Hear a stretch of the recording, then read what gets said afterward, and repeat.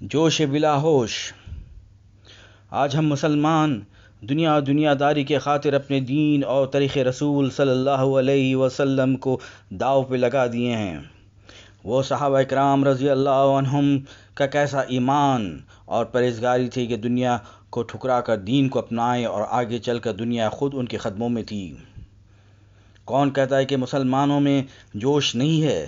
بالکل ہے، لیکن زیادہ تر ہمارا رجحان دنیا کمانے کے لیے ہے۔ در حقیقت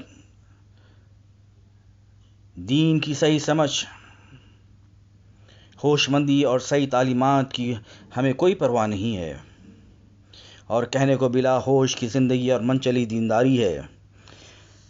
کسی وقت ایک خاندان میں یہ بات معروف تھی کہ ان کے یہاں حقیقہ چاہے بچی کا ہو یا بچے کا کرنا منع تھا، اس لیے کہ حقیقہ ان کے یہاں راس نہیں تھا، گویا کہ حقیقہ بدشگون مانا جاتا تھا۔ کیا یہ ذہنوں میں بگاڑ نہیں ہے؟ ہم نے اصل تعلیمات کو چھوڑ کر غلط رواج اور سوچ کو اپنائے ہوئے ہیں۔ حدیث میں آتا ہے کہ ہر بچہ اپنے حقیقے کے بدلے گروی یعنی رہن ہوتا ہے، اس لیے پیدائش کے 7ویں دن اس کا حقیقہ کیا جائے۔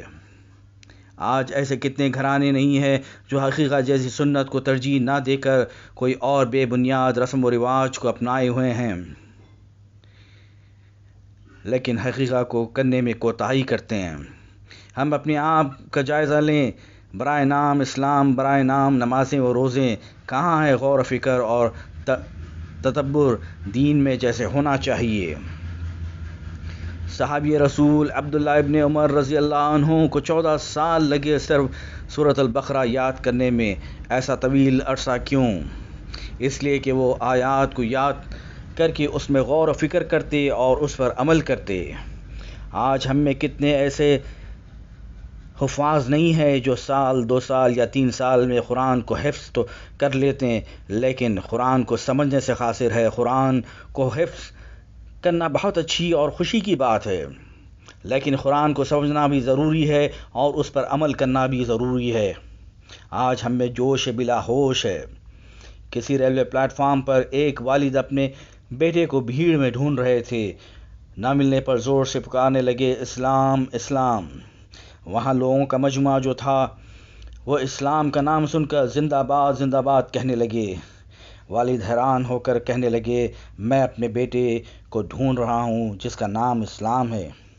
یہ اور اسی طرح ہے ہماری سمجھ و جوش۔ ہم کو چاہیے وہ یہ ہے ہوش مندی، خالص اسلام کی سمجھ اور تقوی کے ساتھ اسلامی تعلیمات پر پیروی کرنے کا جذبہ و استقامت۔